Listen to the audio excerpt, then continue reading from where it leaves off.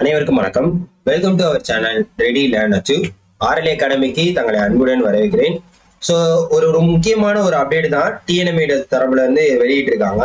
So அது என்ன அப்படின்ற டீட்டெயில்ஸை தான் நம்ம பார்க்க போறோம். அதாவது phase 2 கவுன்சிலிங் முடிஞ்சிருச்சு, அடுத்து phase 3யோட லிஸ்ட் விட்டுருக்காங்க.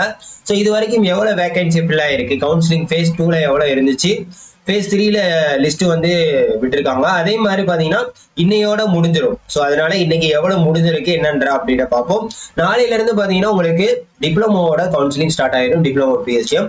ஸோ யார் யாரெல்லாம் phase 2ல வந்து உங்களுக்கு சீட்டு கிடைச்சிச்சோ அவங்க வந்து கீழே கமெண்ட் பண்ணுங்க.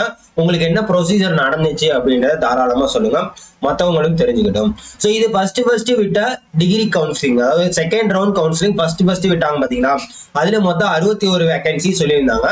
அதுக்கப்புறம் ரிவைஸ் பண்ணி வேகன்சி இன்னைக்கு காலையில விட்டுருந்தாங்க. அதுல பாத்தீங்கன்னா 62, அதாவது முனிசிபாலிட்டி இருக்கு பாத்தீங்களா, ஏஇ முனிசிபாலிட்டியில எம்பிசி ஜெனரலுக்கு மட்டும் ஒண்ணு ஆட் பண்ணி 62 என்ன பண்ணிருந்தாங்க விட்டுருந்தாங்க. மொத்தமா எவ்வளவு பேரு, 112 பேர். அதாவது வந்து 111 பேர் இருந்தாங்க, இப்ப வந்து 112 பேரா ஆக்கிட்டாங்க. சரியா, இது செகண்ட் ரவுண்ட் கவுன்சிலிங் முடிஞ்சிருச்சு. சோ செகண்ட் ரவுண்ட் கவுன்சிலிங் முடிஞ்சு எத்தனை பேர் வந்திருக்காங்க அப்படின்னு பாத்தீங்கன்னா கிட்டத்தட்ட பாத்தீங்கன்னா மொத்தமா 4 வேகன்சி தான் இருக்கு. எத்தனை? 4 வேகன்சி. சரியா, 4 வேகன்சி தான் இருக்கு. அதுல ஒண்ணு வந்து கேரி ஃபார்வர்ட் வேகன்சி. ஸோ இப்ப மதியானம் 1:30 அவங்களுக்கு செகண்ட் கேண்டிடேட்ஸ் நடக்குது.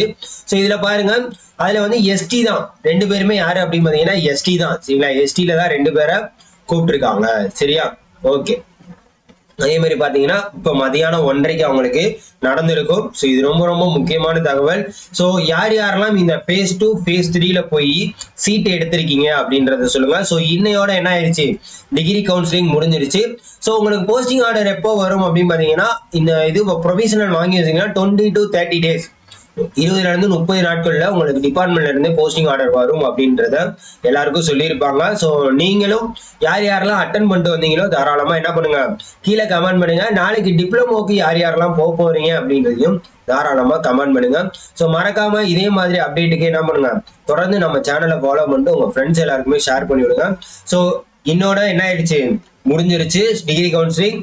ஸோ டிகிரியில யார் யாரெல்லாம் செலக்ட் ஆயிட்டீங்க, அவங்க யாரு டிப்ளமோலையும் பாஸ் ஆயிருந்தீங்க, டிப்ளமோலையும் யாரும் பாஸ் ஆயிருக்கீங்களா, உங்களுக்கு என்ன மாதிரி கொடுத்துருக்காங்க அப்படின்றத கீழே கமெண்ட் பண்ணுங்க.